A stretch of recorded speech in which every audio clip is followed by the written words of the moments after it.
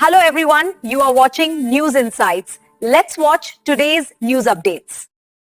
ಶಾನುಭೋಗ ಗೌಡ ಇಂಥ ಹುದ್ದೆಗಳನ್ನ ರದ್ದು ಮಾಡಿ ತೋಟಿ ತಲವಾರ ನೀರಿಗಂಟೆ ಎಂಬ ಈ ಹುದ್ದೆಗಳನ್ನ ಕೇವಲ 100 ರೂಪಾಯಿ ವೇತನಕ್ಕೆ ಮುಂದುವರಿಸಿಕೊಂಡು ಹೋಗುತ್ತೆ. ಹಾಗೆಯೇ ನಾವು ಇಷ್ಟು ವರ್ಷಗಳ ಕಾಲ ಬಹಳ ಕನಿಷ್ಠ ವೇತನಕ್ಕೆ 2011ರವರೆಗೂ ಕೂಡ ಕೇವಲ 3,500 ವೇತನಕ್ಕೆ ನಾವು ಕೆಲಸ ಮಾಡ್ಕೊಂಡು ಬರ್ತೀವಿ.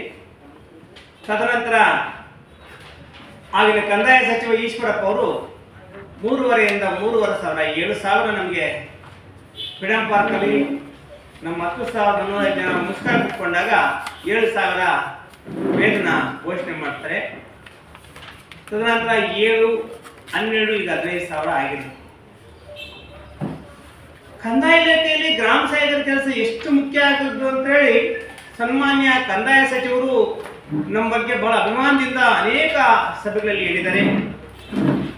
ವಿಲೇಜ್ ಅಕೌಂಟೆಂಟ್ ಜೊತೆಯಲ್ಲಿ ಇದ್ದುಕೊಂಡು ಬಹಳ ಪ್ರಮುಖವಾಗಿ ಕೆಲಸ ಮಾಡಿದರೆ ಗ್ರಾಮ ಸಹಾಯಕರು ಮತ್ತು ಕಂದಾಯ ಇಲಾಖೆಗೆ ಒಂದು ಮೇಲುಗು ಒಂದು ರೀತಿಯಲ್ಲಿ ಸನ್ಮಾನ್ಯ ಕಂದಾಯ ಸಚಿವರು ಕೂಡ ಮಾತಾಡಿದ್ದಾರೆ.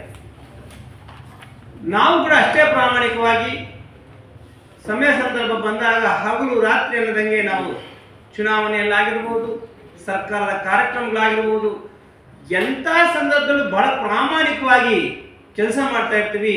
ಗ್ರಾಮಗಳಲ್ಲಿ ನಾವು ವಿಲೇಜ್ ಅಕೌಂಟೆಂಟ್ ಜೊತೆಗೆ ತುಂಬ ಕೆಲಸ ಮಾಡ್ತಾ ಇರ್ತೀವಿ. ಇಷ್ಟೆಲ್ಲ ಕೆಲಸ ಮಾಡ್ಕೊಂಡು ಬರ್ತಾ ಇರೋ ನಮಗೆ ಕೇವಲ 15,000 ವೇತನ ಕೊಡ್ತಾ ಇದ್ದಾರೆ.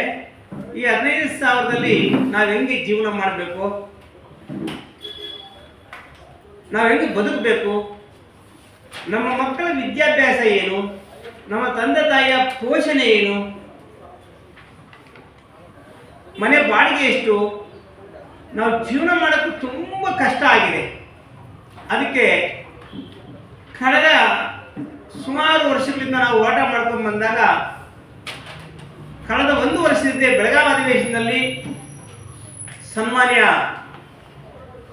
ಕೃಷ್ಣಬೈರೇಗೌಡರು ನಮ್ಮ ಪಾದಯಾತ್ರೆಯ ಹೋರಾಟಕ್ಕೆ ಬಂದು ಬಹಳ ಭರವಸೆ ನೀಡಿ, ಏನು ಗ್ರಾಮ ಸಹಾಯಕರು ಹೋರಾಟ ಮಾಡ್ತಾ ಇದ್ದೀರಿ, ಇದು ನನಗೆ ಒಂದು ನಮ್ಮ ಇಲಾಖೆಗೆ ಒಂದು ನೀವೆಲ್ಲ ಬೀದಿಗಳಿರೋದು ನೊಂದ ಜನಾಂಗಗಳೆಲ್ಲ ಬೀದಿಗಳಿರೋದು ನಮಗೆ ನೋವಾಗಿದೆ. ಮಾನ್ಯ ಮುಖ್ಯಮಂತ್ರಿ ಹತ್ರ ಮಾತಾಡಿ ನಿಮಗೆ ಸೇವಾ ಭದ್ರತೆ ಮತ್ತು ಕನಿಷ್ಠ ವೇತನ ಕೊಟ್ಟು ಈ ಹಿಂದೆ ಬೆಳಗಾವಿ ಅಧಿವೇಶನಕ್ಕಿಂತ ಮುನ್ನ ಕರ್ನಾಟಕ ರಾಜ್ಯ ಸರ್ಕಾರ ಕ್ಯಾಬಿನೆಟ್ಟಲ್ಲಿ ಒಂದು ತೀರ್ಮಾನ ತಗುತ್ತೆ.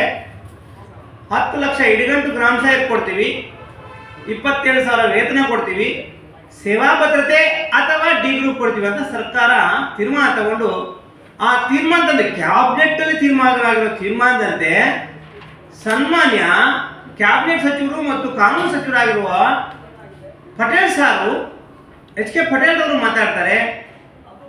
ಆ ಕ್ಯಾಬಿನೆಟ್ ಮುಗಿದ ಮೇಲೆ ಏನು ಈಗ ತಾನೇ ಕ್ಯಾಬಿನೆಟ್ ಮುಗಿದಿದೆ, ನಾವು 27,000 ರೂಪಾಯಿಗಳನ್ನ ಗ್ರಾಮ ಸಹಾಯಕರಿಗೆ ವೇತನ ಹೆಚ್ಚು ಮಾಡಿದ್ದೀವಿ ಮತ್ತು 10 ಲಕ್ಷ ಇಡಗಂಟು ಕೊಡ್ತಾ ಇದ್ವಿ.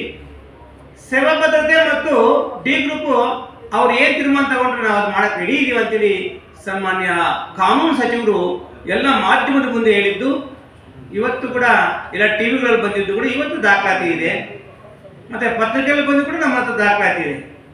ಮಾನ್ಯ ಎಚ್ ಕೆ ಪಟೇಲ್ ಸಾಹೇಬರಿಗೆ ನಾವು ಇಡೀ 10,405 ಜನ ಗ್ರಾಮ ಸಹಾಯಕರ ಪರವಾಗಿ ನಾವು ಪ್ರಶ್ನೆ ಮಾಡ್ತಾ ಇದ್ವಿ.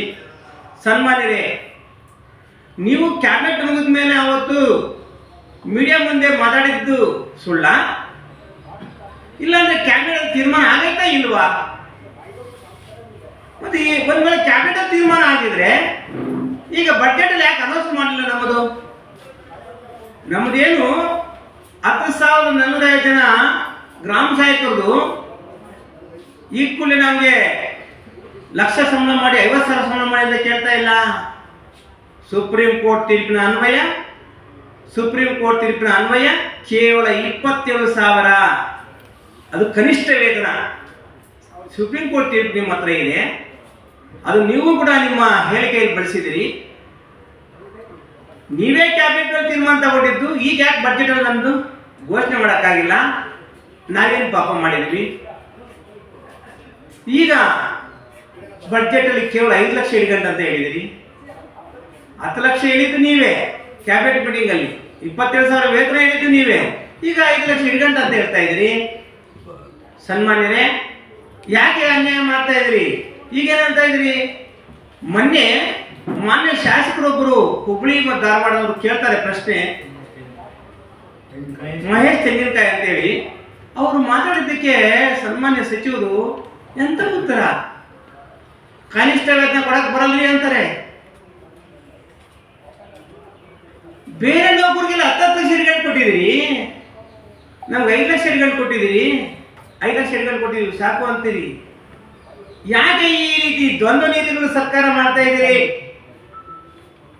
ನೀವೇನಾದ್ರೂ ಒಳ್ಳೇದು ಮಾಡ್ತೀರೋ ಒಂದು ಕಾರಣಕ್ಕಲ್ವ ನಾವು ಕೂಡ ಬಜೆಟ್ ಪೂರ್ವ ಏನು ಸ್ಟ್ರೈಕ್ ಮಾಡಲಿಲ್ಲ, ಏನು ಮುಷ್ಕರ ಮಾಡಲಿಲ್ಲ. ಮೊದಲ ಪಾದಯಾತ್ರೆ ಮಾಡಿದವ್ರು ನಾವು, ಮೊದಲೆಲ್ಲ ಇಲ್ಲಿ ಅನಿಶ್ಚಿತ ಮುಷ್ಕರ ಮಾಡಿದವ್ರು ನಾವು.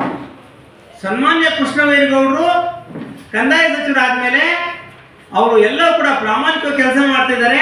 ನಮಗೂ ಅದನ್ನೇ ಮಾಡ್ತಾರೆ ನಾವು ಸುಮ್ಮನೆ ಇರೋದು. ಮತ್ತೆ ನೀವು ಮಾಡಿಲ್ಲ ಅಂದ್ರೆ ಅದಕ್ಕೆ ಸರ್ಕಾರಕ್ಕೆ ನಾವು ಒತ್ತಾಯ ಮಾಡ್ತಾ ಇದ್ದೀವಿ. 27ವರೆಗೂ ನಿಮ್ಮ ಅಧಿವೇಶನ ಏನಿದೆ, 27ರಲ್ಲಿ ನಿಮ್ಮ ಕ್ಯಾಬಿನೆಟ್ ಮೀಟಿಂಗ್ ಏನು ಮಾಡ್ತಾ ಇದ್ದೀರಿ? 10,450 ಜನ ಇದೇನು ಶ್ರೀಮಂತ ಅಂದ್ಕೊಂಡಿದ್ರು ಸ್ವಾಮಿ. ತೋಟಿ, ತಳವಾರ, ನೀರ್ಗಂಟಿ ಮಕ್ಕಳು ಇವರೆಲ್ಲ ಶ್ರೀಮಂತರಲ್ಲ, ಇವರು ಕೂಡ ಬಡವರೇನೆ. ಬದ್ಧತೆ ಇಟ್ಕೊಂಡು ಈ 27 ಕ್ಯಾಬಿನೆಟ್ ಮೀಟಿಂಗ್ ಅಲ್ಲಾದ್ರೂ ಕೂಡ ನಮ್ಮ ಪೀಳಿಗೆ ನೀವು ಏನು ಕ್ಯಾಬಿನೆಟ್ ತೀರ್ಮಾನ ತಗೊಂಡಿದ್ರಿ ಅದನ್ನ ಈಗಲಾದ್ರೂ ತೀರ್ಮಾನ ಈಡೇರಿಸ್ರಿ. ಒಂದು ವೇಳೆ 27ನೇ ತಾರೀಕು ಕೂಡ ಬಂದಿಲ್ಲ ಅಂದ್ರೆ ನಾವು ಗ್ರಾಮ ಸಹಾಯಕರು ಹೊಟ್ಟೆ ಹಸಿವಿದೆ, ನಮಗೆ ಹೊಟ್ಟೆಯಿಂದ ಕೆಲಸ ಮಾಡ್ತಾ ಇದ್ದೀವಿ. ನಾವು ಹೊಟ್ಟೆ ತುಂಬ ಊಟ ಕೇಳ್ತಾ ಇದ್ವಿ ಅಷ್ಟೇ, ನಾವು ಇನ್ನೇನು ಕೇಳ್ತಾ ಇಲ್ಲ. ನೀವು ಹೊಟ್ಟೆ ತುಂಬ ಊಟ ಕೊಟ್ಟಿಲ್ಲ ಅಂದ್ರೆ ನಾವೇನು ಕೆಲಸ ಮಾಡೋಕ್ಕಾಗುತ್ತೆ?